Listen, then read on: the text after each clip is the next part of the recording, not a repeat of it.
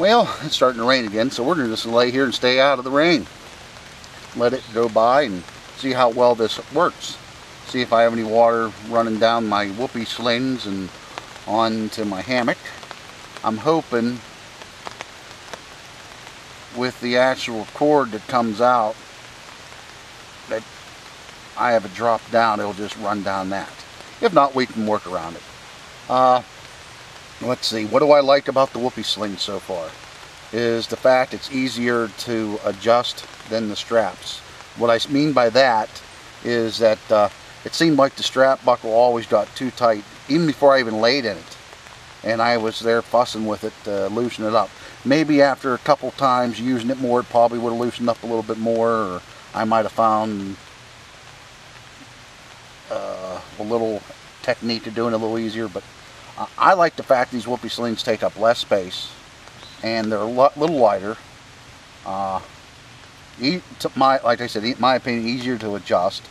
And now I have a little more room in my pouch that's behind me here. That way I can actually probably store my bud netting in there too with my hammock in the summer months and the spring months, you know, when I'm going to have problems with the buds more. I need to readjust the Whoopie Sling, at least on this end right now I can see,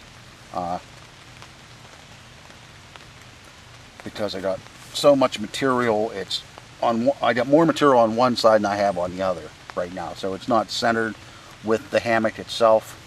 I can actually feel that in my shoulders, if you understand what I mean. I feel more lopsided. So, but it's, oh, why did I even think about not even trying hammocks for a while? I was so reluctant to try, you know. I thought it was going to be more of a pain in the butt than what it's worth. I had to apologize to Ryan Fitzpadock the other day. I sent him an email. It takes a while to set these up and tear them down. I would say more so tearing down than setting up. The reason I say that is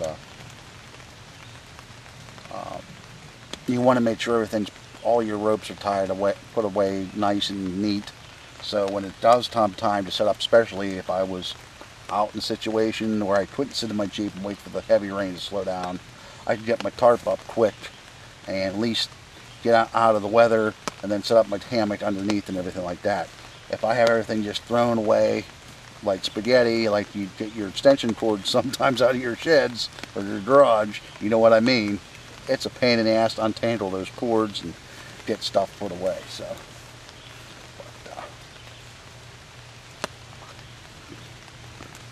I'm in the general vicinity where I normally set up. The reason I set up here is I'm a little close to my vehicle if the weather got really bad. It's half the distance, and the fact too, it's matted down a whole lot better than down there. So, and it was convenient. So I can hear my vehicle, make sure no one's messing with it. So I'm probably maybe 125 yards from it, compared to 200 and some where I'm normally at.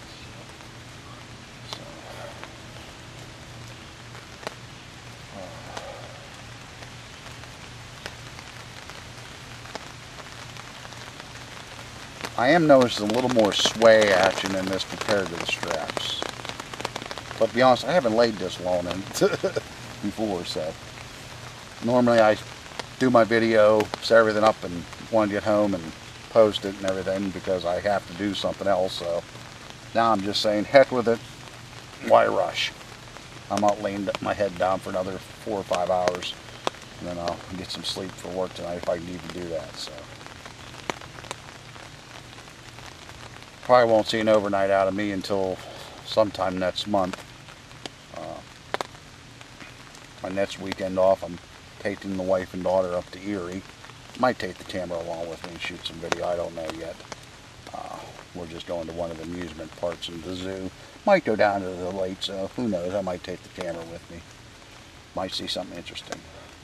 So, if not, we'll get some camping in.